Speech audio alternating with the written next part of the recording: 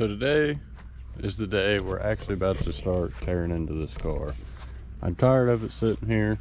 We've got too much going on and this thing needs to go. I at least need the space and one less thing to move to mow around. So today we're gonna chop this thing up. Well, at least today we're gonna start tearing everything out of it so that way we can chop it up tomorrow. Since we have so much stuff in here, we're gonna go ahead and try to pull everything out to where we can try to make this just an exposed shell. The trunk is nearly done. First priority is gonna be the headliner. To remove our headliner, we gotta remove our mirror, map light, both your sun visors, and your pillar trims. Once those are off, you should be able to remove the headliner by the bolt up here, and I believe there may be one. You at least have to take the dome light out because it'll hold it up. And then we'll pull these little quarter trims off, which those are already unbolted, so we just got to pull them off, and then we can get to pulling this headliner down. Reason I'm not cutting into it today is because we still have to run to Harbor Freight to grab some cutting wheels, so we'll do that first thing tomorrow morning or this evening. And it's supposed to rain in 2 hours, and it already rained pretty much all day and got it real muggy and nasty. We're just going to worry about removing some parts for now. I had a cool idea with this thing, what we can do. I was originally going to use this car to fix my slick top before I ended up deciding to chop that up and use that for donor parts instead. So what I'm thinking, since I travel a lot, or at least want to travel a lot, why don't we take our hand at turning the rear of this car into a little trailer that we can tow behind our Z? I mean, I've seen people do it with other cars before, and I think it's pretty cool. People's always told me to do it with our convertible cut back there. But what I always say is I want to fit more than a jack and a couple of inches in there because there's no room in the back of a convertible. But what I'm thinking is if we cut it here and kind of wall it in up along this line, then that'll give us a little bit of extra space in there that we could say tuck like tool sets down in there and then still fit like wheels and whatnot, maybe a jack underneath.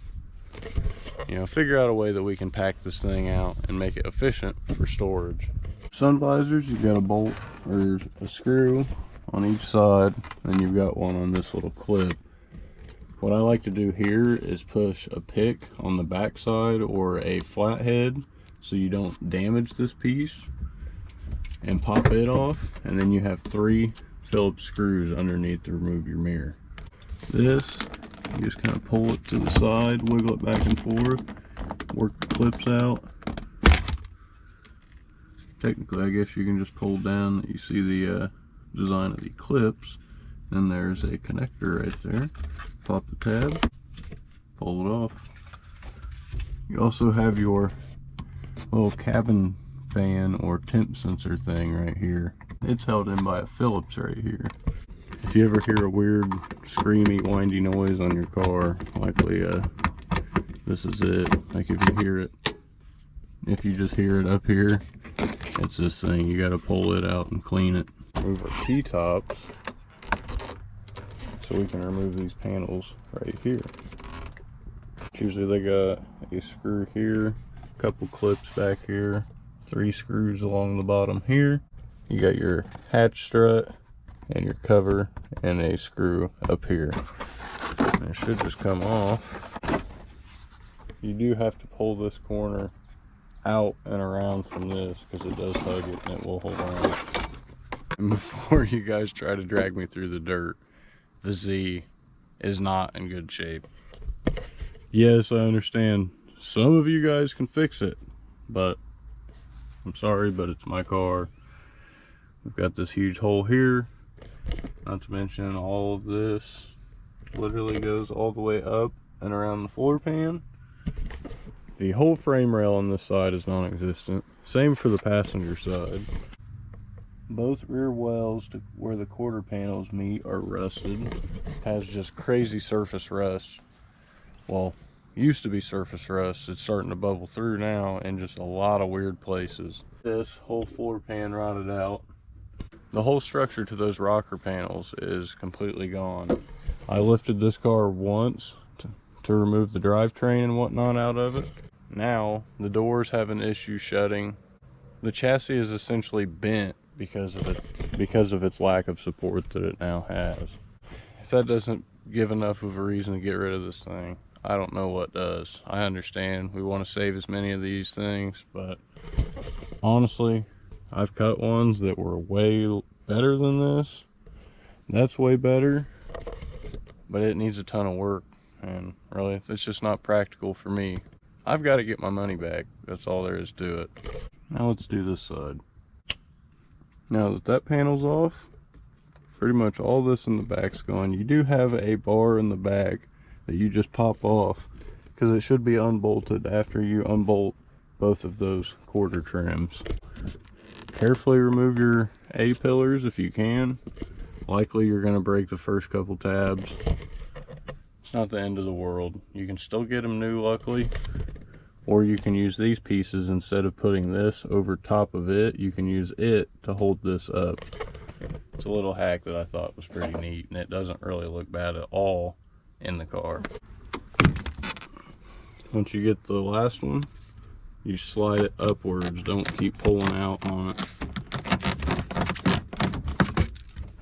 There's like a little clip that you slide into place. You do have a rubber trim piece up here, like a seal, that you can just peel back and pull it off. Make sure you remove this. Now the rear will come down. You do have a connector for this you can remove. There we go. And you also have one more right up in here. This one's always really tough. Impact helps, but use all the force you can. You don't want to strip this. And it's just falling down. So now we have our headliner down right there, so that's a little less than favorable. I've got a couple that don't even have that, so I don't know if it's worth my time to keep it. First, let's go ahead and remove our very rare, nice piece here. We have an uncracked, unbroken dash vent. Pull that sucker out. Pretty much we've got a bolt here for the dash. You'll have two right here that'll support your dash bar. You've got one up there, one on each side down here. You'll have three at the top. Once you remove your glove box bracket, I think there's like 6 bolts to that, which there's also 4 screws to each of these side panels. You have 2 at the bottom for the dash, and I believe 1 up behind the glove box. Now we've got the dash off. Now before we go any farther, what we're going to do is we're going to clean up all the extra little parts and stuff, all the trash, and get this cleaned up so we don't have to worry about kicking all these parts around and stuff and damaging anything. Not trying to flex and all, but how often do you pull both your dash vents in a 30-year-old car and neither one of them break? That's a big dub. Now we've cleaned everything out except these couple speakers because we got a snip of wire to pull it out. Go ahead and pull this out. Let's pull this nasty thing up. Let's remove it. Now we've got nearly everything pulled out. Now we're just going to pick up all our trash. Let's pull our ECU and see where we're at. I've been hearing thunder for the past 5 minutes, so I'll see if the weather prevails. Now that our ECU is removed, we're going to go put it up. We're going to shut the car up, and we're going to get a head start on the rain, so that way we don't get stuck behind the rain for once. Usually we wait till it rains, then it's a whole mess. End up getting soaked, can't get all my tools and parts in time. Let's play it smart this time. And now we're about to run to Harbor Freight. We got our beauty all up and going. Let's go put some miles on it. We need to break it in, make sure everything works right, and get it sold. Got 2 people interested in it. But something I noticed yesterday after I put the camera down, if you guys want a visual representation of how tweaked this chassis is from the lack of reinforcement and strength to the chassis, I can't even get the T-top in. Like if I pull it back here to line up, it pulls out of the center bar like this right here. You can already see it's right on the edge. So we didn't just go over to Harbor Freight. We did secure our cutting wheels, but we also had to go scoop us some milk and chopped out. It just had a plane literally fly right over top of us. Well, you guys, we've made it back to town. Safe to say this ride, or this drive, just over to Walmart and Harbor Freight is giving me full confidence in this car to the point that we're just going to start daily in it. I'm going to park my 4-seater, get to where we can start mounting our kit and do all our body kit on that. We're going to drive this thing so we can hurry up and get it ready to sell. Now we've got it all pulled around up to the chop shop.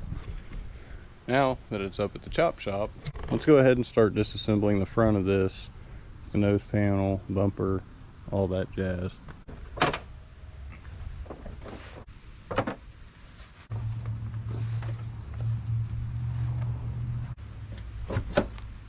Now that we've got the front end off and it's starting to look a little projecty, I think our next step, honestly, we're just going to quit beating around the bush. We're going to get to removing these doors. We're going to do that so we can pull the T-tops, be able to keep them out, put them up in storage. And then we're going to start pulling the dash harness, all the wiring harness out of the car, so we can get it to where we can just cut straight through it and not have to worry about that wiring. Before we go to remove these doors, I do need to take this door panel off. And to do that, you need to roll your windows down first. So we're going to hook our jump pack up to it, crank the windows down. I really need to find something out about the passenger side. The passenger side is actually stuck, and that is a mint door panel, so that is a problem.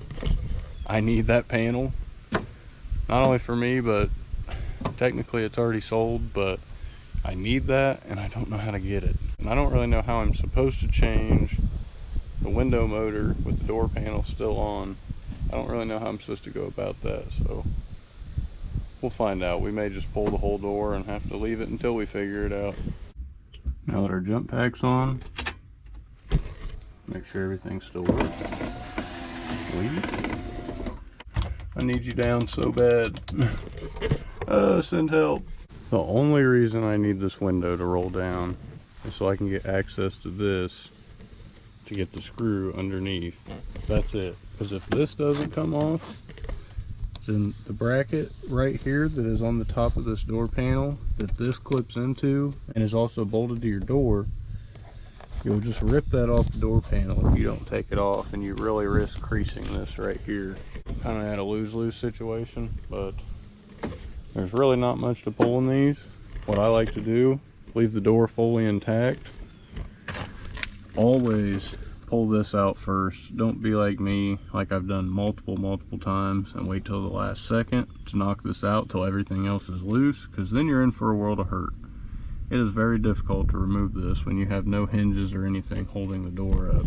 I take a screwdriver and a hammer from the bottom and I tap it out, remove the door pin, then I'll pop this wiring harness out, which is only these two, which is this connector and this bottom connector. Those are both your door harness connectors. Now once you pop this grommet out, snake the rest of that out, and then I'll remove the door hinges from the car to keep them on here, so if I have to mount this door on something, the hinges are already there and I can keep them lined up, and I'll just line up where the door hinges were located from the seam sealer and the paint, and that's how I'll line up the door if I use it on something else. Likely this will be sold to someone to use on their car. Now that our pin's out, our harness grommet is popped out, only thing holding the door on is the door hinges. So the next step is to remove your fender. You got a bolt here, here, there, there, and there. There's 4 on the top. You usually always have the stock 2 down here. Most of the time they're crunched and folded over about like what I'm dealing with here. So it's going to make them practically impossible to pull off. I'm not too worried. This fender is pretty garbage anyways. It's been bondoed. It's completely annihilated. Whatever. You've obviously got your ones here at the bumper, and one that is forgotten a lot of times. You have one right down here. Now we've got them both pulled off. Luckily the bolts down there were actually accessible. At some point, someone removed the bolts and they put just long, like big, thick screws with 10mm heads. They just sent all the way through. It was holding. Trying to get away with the least amount of work that we can do right now to get us the farthest, because we've got a lot to do, obviously. And we may as well start pulling all of our dash stuff out, like our dash bar, so we can get that to Mike, and then pull of our HVAC stuff out. Then we can get on to all this wiring mess. Well, we just got the dash bar pulled, but we decided to do things a little bit differently this time. We decided to pull the entire steering shaft out, mainly to get us a little more clearance so we don't have to worry about fighting around the steering wheel, mainly because we don't really plan to ever steer this again. The Z has reached its final resting place, as sad as it sounds.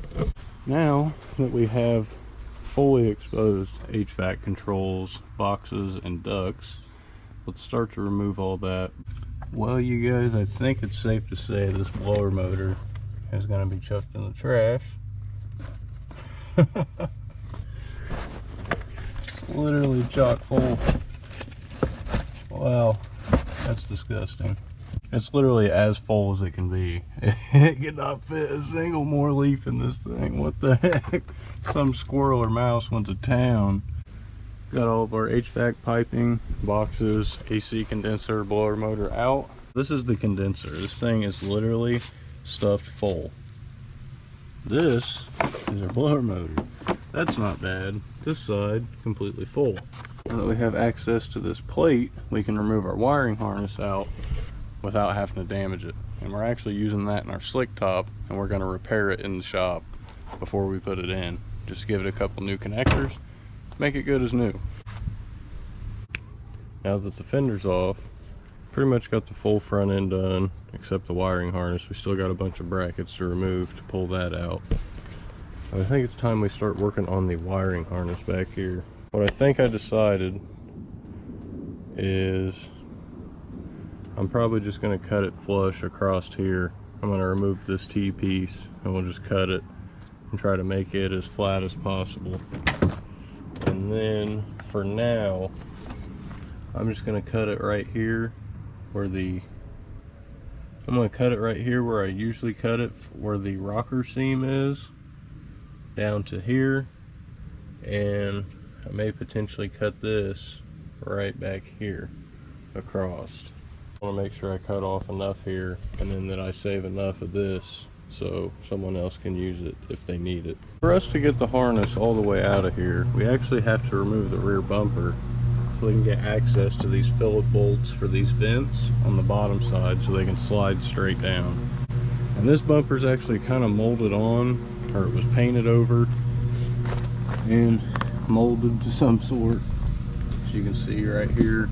So we're gonna have to literally break this apart and remove it. Can't get these side marker harnesses out unless we do that. So we're gonna work on that, and hopefully this will come off easy. We've got nearly all the hardware off over here. The only thing I'm afraid of over here is we got like a really rusted and crusted bolt there, and this one just spins. So we'll see. Other than that, we think we got everything else off. Oh, yep, this side's off.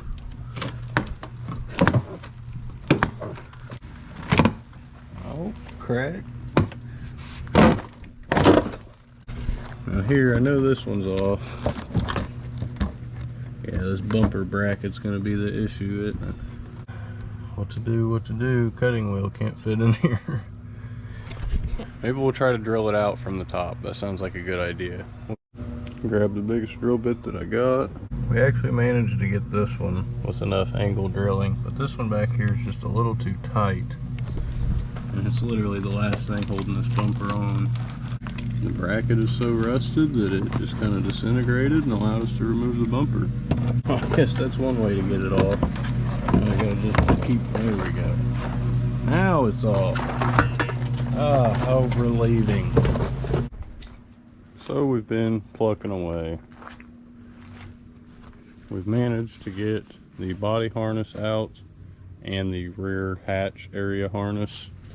Now currently all there is the front end harness, which we may tackle that tomorrow. I'm not 100% sure. There's a lot of weird things that need to be removed in the engine bay to get all the wiring out, so I may not rush that right now. I'm in a little dilemma here with this for wanting to use it as a trailer. It's cool enough. I did just find this little module in the back that you're supposed to tie into your brake lights, and those lights will feed your trailer lights, so we're going to keep that just in case. Turns out there has been an impact on this passenger side. As you can see, it's been repaired, and probably a ton of Bondo realistically. Yeah, and you can see it's pushed in here, and it's really worse for wear. Pretty much this whole back cut in every way is very, very rusty. Currently, we're on the fence. We're still chopping it up regardless, but I'm on the fence of how I want to do this, if I want to keep this, if it's going to be worth it. We may just have to think that over tonight. Forgot all about this guy. Nonetheless, this is getting the chop tomorrow 100%. The reason why I'm a little skeptical on doing it tonight, I happen to forget, we haven't drained this fuel tank or done anything with the fuel that's in it. So that's just looking to be a big liability or hazard for us to potentially blow ourselves up. I know I've had luck previously just chopping through the fuel lines and nothing happening. However, that was with an empty tank. Everything else was in my favor at that moment too, so we really had nothing to lose. We may strip this thing down to be as light of a shell as we can, so that way we can still move it around the yard for now. For the last thing I think we're going to do tonight, let's remove this wiring harness so we can use it for RZ.